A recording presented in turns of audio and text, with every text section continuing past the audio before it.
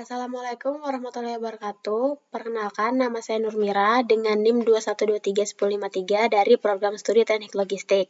Di sini saya akan menjelaskan bagaimana cara menyelesaikan soal ANOVA dua arah tanpa interaksi menggunakan software Microsoft Excel.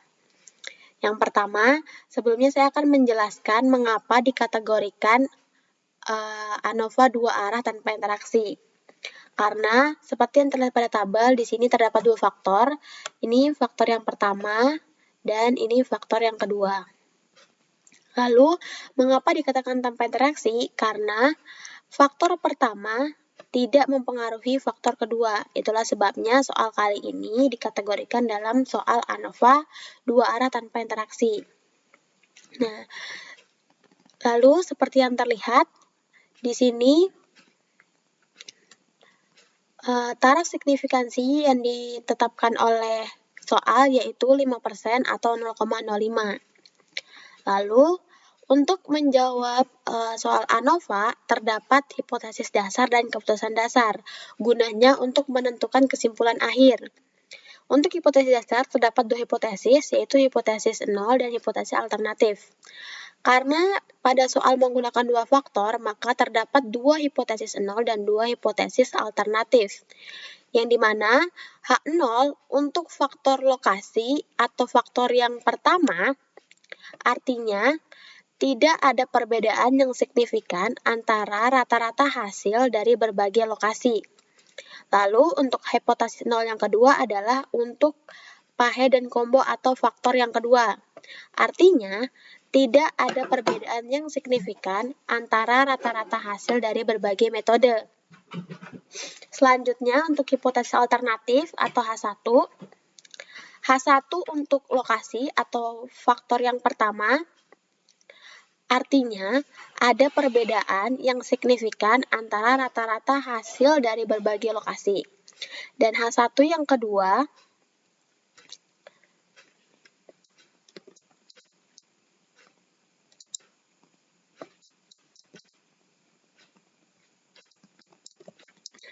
untuk H1 yang kedua yaitu untuk pahe dan combo atau faktor yang kedua. Artinya, ada perbedaan yang signifikan antara rata-rata hasil dari berbagai metode. Selanjutnya yaitu untuk keputusan dasar. Keputusan dasarnya ada dua, yaitu yang pertama berdasarkan F hitung dan nilai tabel dan nilai F tabel. Jika F hitung lebih besar dari F kritis atau F tabel, artinya tolak H0 dan terima H1. Jika F hitung lebih kecil dari atau sama dengan F kritis atau F tabel, artinya terima H0 atau tolak H1. Untuk dasar keputusan yang kedua itu berdasarkan p-value atau nilai P. Jika p-value lebih kecil dari taraf signifikansi, artinya tolak H0 dan terima H1. Yang kedua, jika p-value lebih besar dari atau sama dengan taraf signifikansi, artinya terima H0 dan tolak H1. Itu. Nah, di Microsoft Excel ini teman-teman itu menjadikan fitur otomatis atau yang disebut namanya data analis. Itu kita bisa menyelesaikan soal ANOVA secara otomatis menggunakan fitur yang ada di Microsoft Excel. Jadi di sini saya sudah membuat penyelesaian yang menggunakan fitur data analis dari program Microsoft Excel. Untuk lebih detail cara menggunakan data analis di Microsoft Excel, mungkin teman-teman bisa melihat tutorialnya di YouTube. Nah, di sini sudah terlihat, nih seperti yang terlihat, ini tabel yang langsung otomatis muncul saat kita menggunakan data analis. Lihat ini seperti ini. Sini. Nah, saya juga menyediakan penyelesaian ANOVA two-way, sama tetap menggunakan fitur data analis, namun saya agak rubah sedikit atau saya modifikasi agar lebih enak dibacanya. Nah, di sini penyelesaiannya. saya menambahkan tabel total, tabel rata-rata, di sini juga, dan di sini juga. Nih, tabel total yang di sini itu untuk total dari data lokasi A. Jadi 90 ditambah 80 ditambah 64 ditambah 80 itu totalnya di sini. Begitupun untuk lokasi B, C, D, E, dan F. Untuk rata-rata di setiap lokasi, ini di tabel rata-rata yang di samping. Ini untuk rata-rata lokasi yang A, B, C, D, dan seterusnya. Untuk total dari faktor yang kedua, ini faktor yang kedua, itu ada di sini. Jadi 90 ditambah 80 ditambah 90 ditambah 70 ditambah 80 ditambah 70 itu hasilnya di sini.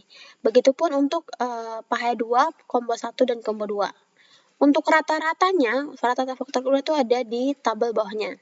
Yang ini 80, 82, 70 dan 82. Untuk yang saya tandai dengan warna hijau ini tuh grand total dan ini grand min atau grand rata-rata. Jadi grand total ini itu adalah total dari keseluruhan data. Ini. Jadi semuanya kan ada 24 data ya. Ke sini 4, ke sini 6 berarti 24. Maka ini dia totalnya 1905. Dan untuk grand min-nya yaitu grand total dibagi dengan jumlah data. Keseluruhan data. Jadi ini grand total 1905 dibagi dengan keseluruhan data yaitu 24, maka didapatkan grand rata-rata yaitu 79,375. Oke. Nah, selanjutnya saya akan menjelaskan untuk tabel ANOVA two-factor window replication yang dari data analis. Di sini summary ini maksudnya nama-nama faktornya. Ini faktor yang pertama. Ini faktor yang kedua. Ini faktor yang kedua. Nih. Nah, tahun ini itu banyaknya data. Data untuk lokasi A itu ada 4. 1, 2, 3, dan 4. Nah, untuk faktor yang kedua, yaitu PAHE 1, itu datanya ada 6, yaitu 1, 2, 3, 4, 5, dan 6. Sum ini sama dengan rata-rata. Bisa dilihat, ini rata-rata yang saya hitung manual dan rata-rata yang langsung dari data analis. Ini 318, 306, 338, dan seterusnya. Average di sini tuh artinya rata-rata. Jadi ini tuh bisa dilihat sama kan? Ini rata-rata yang saya hitung manual dan ini yang berasal dari data analis. Ini 7,9, 79,5, 76,5, dan seterusnya. Oke, selanjutnya saya akan menjelaskan tabel ANOVA. Di sini dari data analis itu terdapat tabel ANOVA yang isinya source of variation, SS, DF, MS, F, p-value, dan p-crate. Lalu ada lokasi dan sebagainya. Ini saya juga membuat rumus tabel ANOVA. Jadi rumus yang digunakan untuk mendapatkan angka-angka yang ada di dalam tabel ANOVA. Jadi seperti SS di sini itu artinya sum of square atau jumlah kuadrat. Nih. Jadi untuk angka yang ini itu didapatkan dari rumus yang ini. Di sini untuk lokasi sum of square-nya dilambangkan dengan SSB. Yang rumusnya adalah K dikali sigma atau jumlah dari rata-rata lokasi dikurang grand rata-rata dipangkatkan 2. Jadi, rata-rata lokasi yang mana? Rata-rata lokasi itu yang ini. Ini rata-rata lokasi. Jadi, rata-rata lokasi dikurangi dengan grand rata-rata lalu dipangkatkan 2. Jadi misal ini rata-rata lokasi A dikurangi dengan geran rata-rata dipangkatkan 2 ditambah rata-rata lokasi B dikurangi geran rata-rata dipangkatkan 2. Karena di sini lokasi ada 6, maka di sini akan ada 6 penjumlahan. Setelah dijumlah lalu dikalikan dengan K. Nilai K ini adalah nilai banyaknya lokasi. Jadi ini lokasinya ada 6 tipe. Nih 1, 2, 3, 4, 5, dan 6. Maka di sini 6. Jadi 6 dikalikan jumlah total keseluruhan dari perhitungan, maka akan didapatkan hasilnya ini. Nih. Begitu pula dengan faktor yang kedua atau SSA. Di sini rumusnya J dikali dengan sigma atau jumlah dari rata-rata pahe combo dikurangi geran rata-rata dipangkatkan 2. Sama halnya dengan rumus yang sebelumnya. Geran rata-rata pahe combo itu yang mana? Itu yang ini, pahe 1 dikurangi dengan geran rata-rata dipangkatkan 2. Jadi contoh geran rata-rata contoh rata-rata pahe 1 dikurangi dengan geran rata-rata dipangkatkan 2 ditambah rata-rata pahe 2 dikurangi geran rata-rata dipangkatkan 2, begitu seterusnya sampai 4 kali, karena untuk faktor kedua terdapat 4 jenis, 1, 2, 3, dan 4. Maka dijumlahkan sampai 4 kali. Setelah dijumlahkan baru dikalikan dengan J. J sama halnya dengan K tadi, yang dimana di sini J karena faktor kedua ada 4, 1, 2, 3, dan 4, maka di sini J bernilai 4. Maka 4 dikalikan dengan total perhitungan yang sebelumnya, maka hasilnya akan didapatkan ini. Lalu kita ke total. SST atau sum of square total. Di sini rumusnya adalah sigma atau penjumlahan dari XIJ dikurangi geran rata-rata pangkat 2. XIJ itu yang mana? XIJ itu artinya masing-masing dari nilai data yang ada. Jadi XIJ ini ditambah.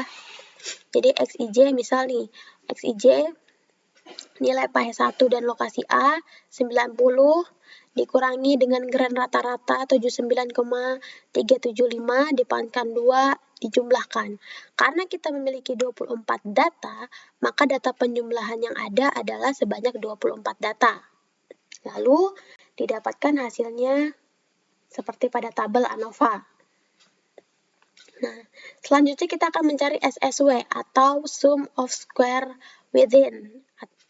Nah, rumus SW itu adalah SS total dikurangi dengan SSB dan dikurangi dengan SSA, maka akan didapat hasilnya seperti pada tabel ANOVA. Berikutnya, saya akan menjelaskan tentang DF atau degrees of freedom. Nah, di sini rumusnya DF itu untuk lokasi DFB sama dengan K dikurangi 1. Nah, seperti SSB yang awal, nilai K ini bernilai 6. Kenapa? Karena untuk faktor yang pertama, ada 6 lokasi yang berbeda, maka 6 dikurangi 1 sama dengan 5. Begitupun dengan faktor yang kedua, DFA, sama dengan J dikurangi 1. Kenapa? J-nya ini bernilai 4 karena untuk faktor yang kedua terdapat 4 jenis, 1, 2, 3, dan 4. Maka 4 dikurangi 1 sama dengan 3. Nih. Selanjutnya DFT atau degrees of freedom total. Nilai N dikurangi dengan 1. N ini berapa? N itu adalah total keseluruhan data yang kita punya. Jadi kita ada ini nilai N. Jadi kita ke sini ada 4, ke bawah ada 6, berarti nilai N yang kita punya adalah 24. 24 dikurangi 1 sama dengan 23. Nah, cara mencari DFE adalah DFT dikurangi dengan DFB dikurangi dengan DFA. Jadi, DFT-nya berapa? 23 dikurangi DFB-nya 5 dan dikurangi DFA-nya 3, hasilnya 15. Lanjut kita ke mean square. Nah, di sini mean square itu rumusnya adalah untuk mean square faktor yang pertama, itu rumusnya adalah SSB dibagi dengan DFB. Maka di sini berarti 116,38 dibagi 5, hasilnya 33,275. Ini bisa kita sederhanakan menjadi 2 angka di belakang koma, menjadi 33,28. Begitupun untuk MSE. MSE rumusnya adalah SSA dibagi dengan DFA, yang dimana SSA adalah 633,46 dibagi dengan 3, hasilnya adalah 211,15278. Ini juga kita bisa sederhanakan, kita ambil 2 angka di belakang koma, kita sederhanakan menjadi 211,15. Begitupun dengan MSE. MSE ini didapatkan dari SSW atau SSE dikurangi dengan DFE. Maka artinya 1453,79 dibagi dengan 15, maka hasilnya adalah 96,919444. Ini kita sederhanakan juga menjadi 2 angka di belakang koma, menjadi 96,92. Lalu kita akan mencari nilai F hitung. Nah, cara menghitung nilai F hitung ini tertera di sini, yaitu MSB dibagi dengan MSE. Mean square faktor yang pertama dibagi dengan mean square error, yang dimana mean square yang pertama yaitu 33,28 dibagi dengan 96,92, maka hasilnya adalah 0,34332636. Kita sederhanakan menjadi 2 angka di belakang koma, menjadi 0,34. Begitupun untuk faktor yang kedua. Faktor yang kedua rumusnya F hitung sama dengan MSE dibagi MSE. Jadi, mean square faktor yang kedua dibagi dengan mean square error, yang dimana mean square yang kedua adalah 211,15 dibagi dengan 96,92, hasilnya 2,17864206. Kita sederhanakan menjadi 2 angka di belakang koma, menjadi 2,18. Lalu kita lanjut ke p-value. P-value ini tuh didapat dari perhitungan dari data analis, ya. Jadi dia sudah otomatis langsung terisi. Lalu selanjutnya ke F kritis atau F tabel. Bagaimana cara menentukan F kritis dan F tabel? Kita akan menggunakan yang namanya F tabel nih, tabel distribusi F. Nah, karena kita taraf signifikansi yang kita pakai adalah 5% atau 0,5, maka tabel distribusi F yang kita pakai adalah yang 0,05. Bagaimana cara mencarinya? Jadi ini cara mencarinya adalah nilai DF, nilai faktor pertama, dan nilai faktor error. DF faktor yang pertama dan DF error. Jadi di sini untuk yang faktor pertama kita pakainya DFB dan DFE. Ini DFB-nya 5 dan DFE-nya 15. Oke. Kita lihat ke F tabel. Bagian atas ini adalah nilai dari DFB-nya dan yang ini itu DFE. Seperti yang kita tadi, DFB-nya 5 dan DFE-nya 15. DFB-nya 5 ini dan DFE-nya 15. Kita tarik dari 15 ke 5, 1, 2, 3, 4, dan 5. 2,90. Maka didapatlah 2,90. Ini bisa kita sederhanakan menjadi dua angka di belakang koma, 2,90. Lalu untuk faktor yang kedua, caranya sama, kita menggunakan DFA faktor yang kedua dan DFE faktor error. Jadi DFA-nya 3 dan DFA-nya 15. Oke. Kita ke tabel distribusi untuk taras unifikasi 0,05.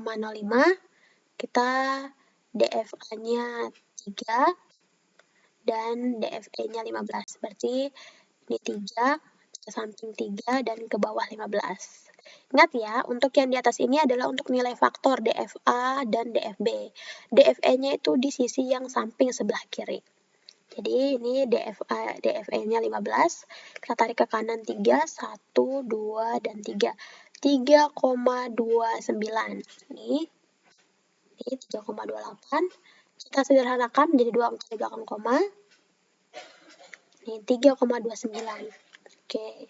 Nah, lalu sudah didapat nilai F hitung, kita akan lanjut ke kesimpulan.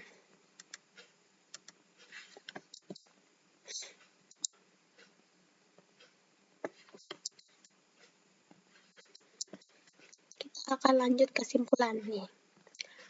Biasanya dasar kesimpulan yang diambil itu menggunakan keputusan pada keputusan pertama, yaitu berdasarkan F hitung dan F tabel. Jadi di sini saya juga akan menggunakan dasar keputusan yang pertama berdasarkan F hitung dan F tabel.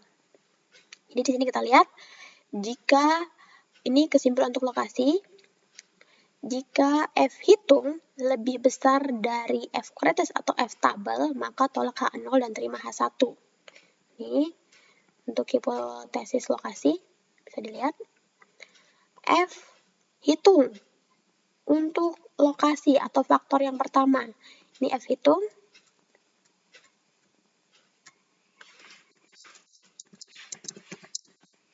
Ini F hitung 0,34 dan 2,90.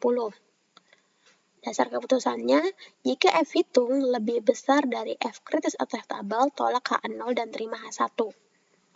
Di sini F hitungnya 0,34 dan F tabelnya atau F kritisnya 2,90, maka F hitung lebih kecil dari F tabel. Kita lihat dasar keputusannya. Berarti di sini kita akan mengambil dasar keputusan yang kedua. Jika F hitung lebih kecil dari atau sama dengan F kritis, maka terima H0 dan tolak H1. Berarti kesimpulannya,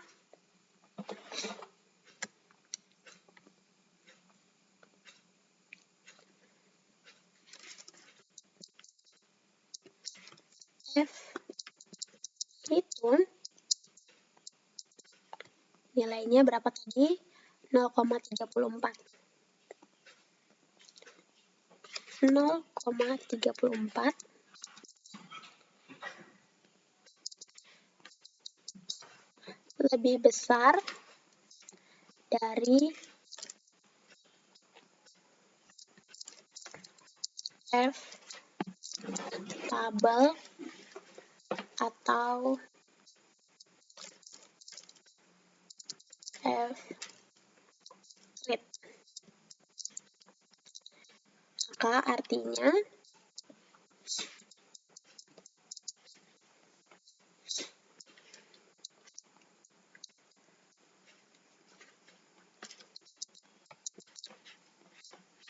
terima H0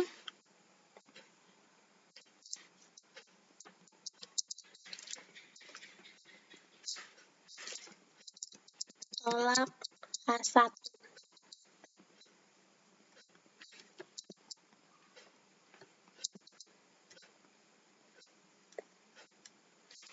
Maka untuk lokasi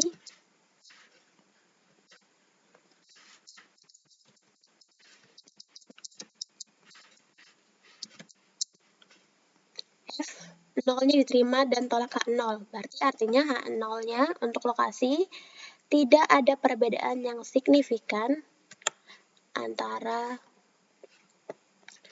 rata-rata hasil dari berbagai lokasi.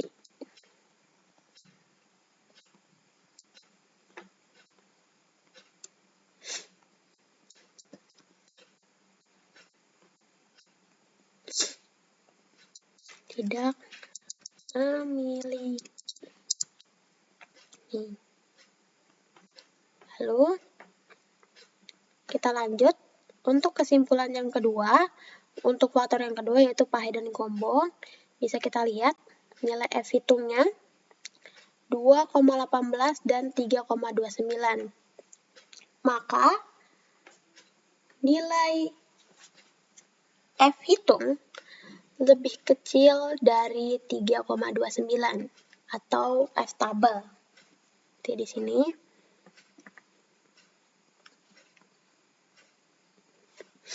Ini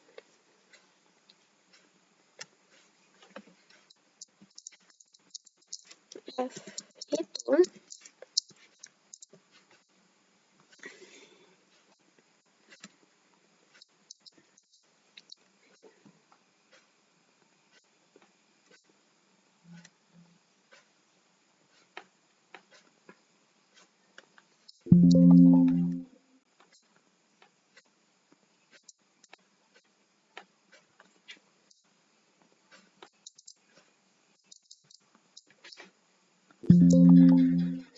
nilai F hitungnya yaitu 2,18.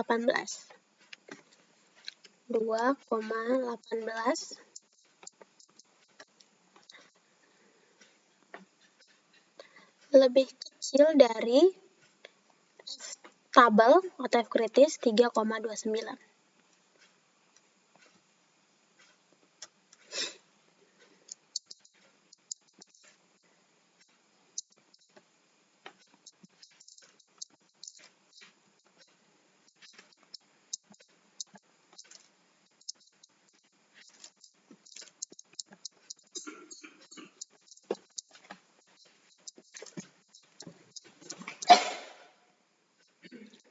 F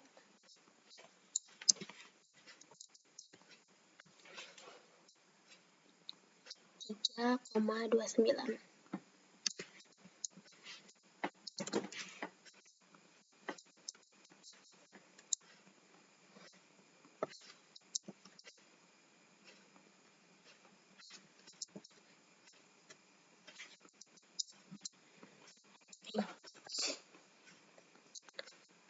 Artinya,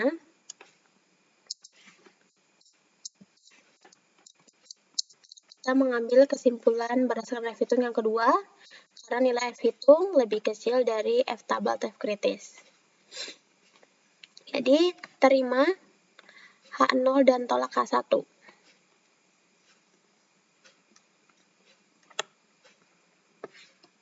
Sama seperti kesimpulan untuk yang lokasi.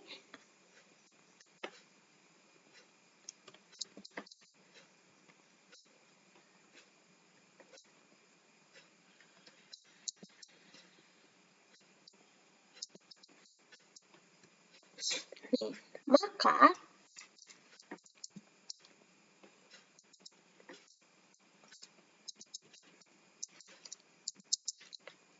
untuk pahe dan combo apa tadi? Terima H0 dan tolak H1. H0 untuk pahe combo yaitu sama tidak memiliki perbedaan signifikan antara rata-rata hasil dari berbagai metode. Ini copy.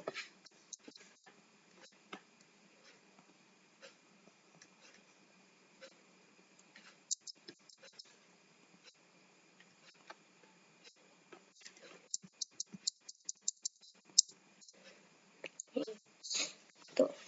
Maka kesimpulan akhir itu tidak memiliki perbedaan yang signifikan antara rata-rata hasil. Nah, ini dia kesimpulan akhirnya. Mungkin itu saja yang bisa saya jelaskan pada video kali ini. Jika ada kesalahan kata atau ucapan yang tidak berkenan, mohon dimaafkan. Sekian dari saya, kurang lebihnya mohon maaf. Wassalamualaikum warahmatullahi wabarakatuh.